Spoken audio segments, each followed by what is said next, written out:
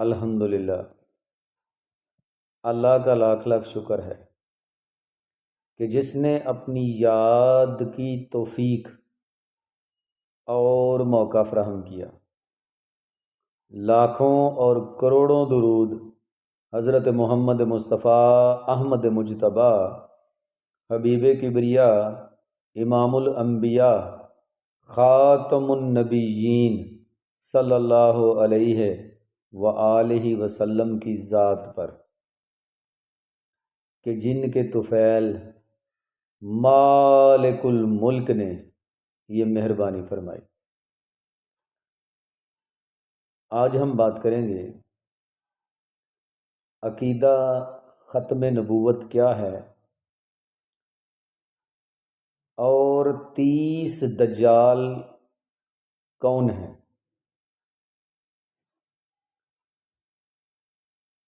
نبی کریم صلی اللہ علیہ وآلہ وسلم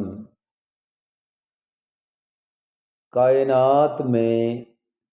اللہ تبارک و تعالیٰ کی ذات کے بعد سب سے افضل ہیں۔ آپ جہاں امام الانبیاء ہیں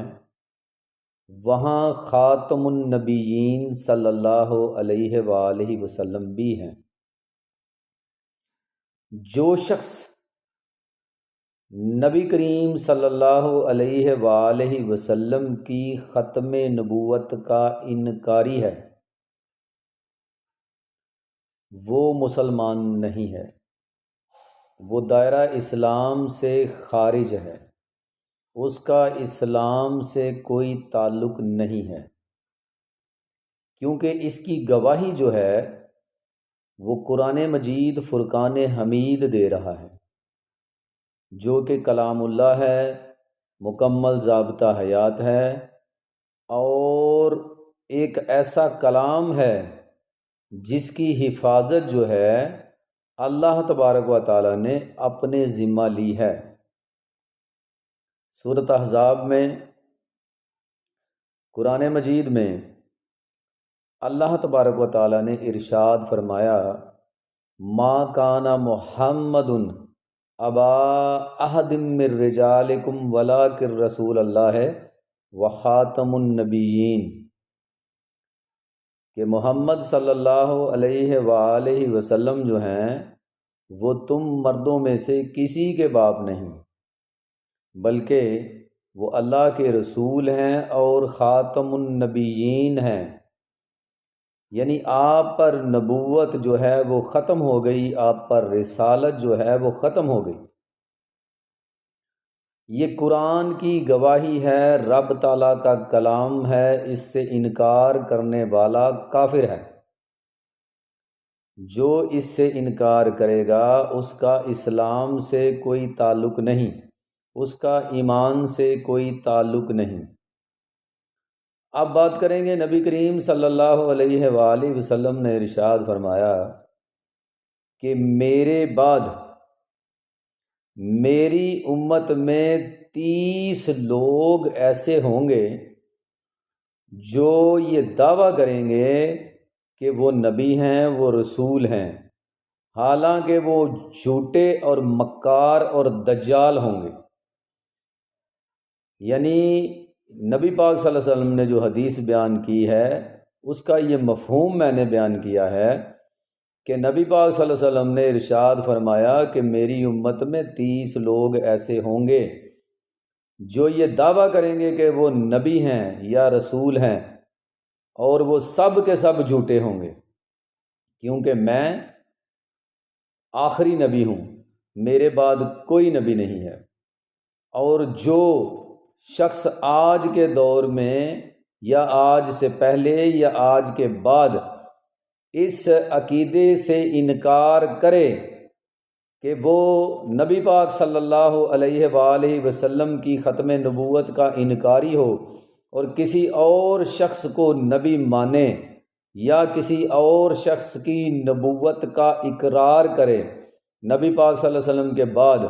وہ جھوٹا ہے، وہ دجال ہے، وہ مکار ہے، وہ جہنمی ہے، وہ کذاب ہے۔ یہ بات یاد رکھیں کہ نبی پاک صلی اللہ علیہ وسلم کی حدیث ہے، حضرت ابو ہریرہ سے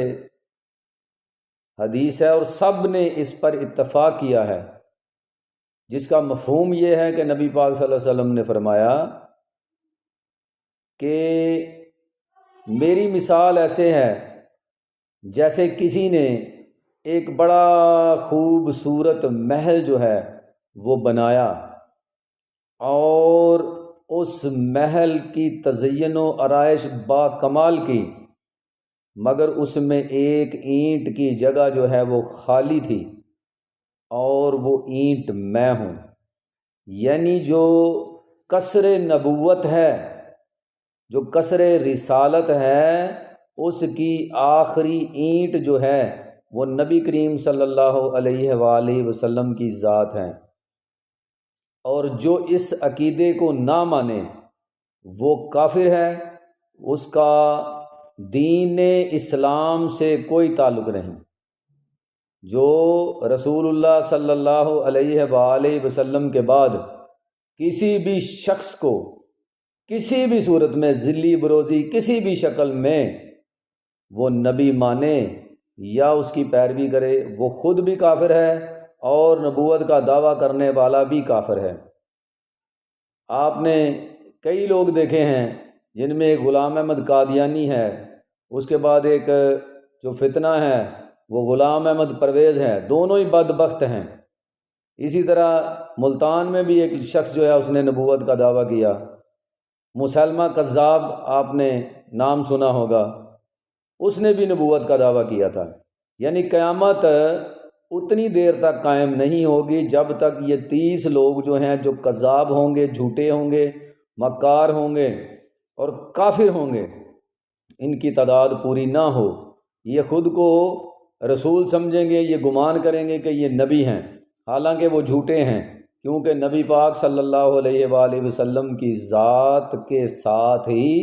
نبوت اور رسالت کا دروازہ بند ہو چکا، اور اب کسی نئے نبی کی، نئی شریعت کی کوئی ضرورت نہیں ہے، کیونکہ آپ جو ہیں وہ اپنے کمال تک پہنچ چکے ہیں۔ بلغ العلا بکمالہ کشفت دجا بجمالہ حسنت جمیع خصالہ صلو علیہ وآلہ۔ تو امید ہے بات کی آپ کو سمجھ آ گئی ہوگی۔ اللہ تبارک و تعالی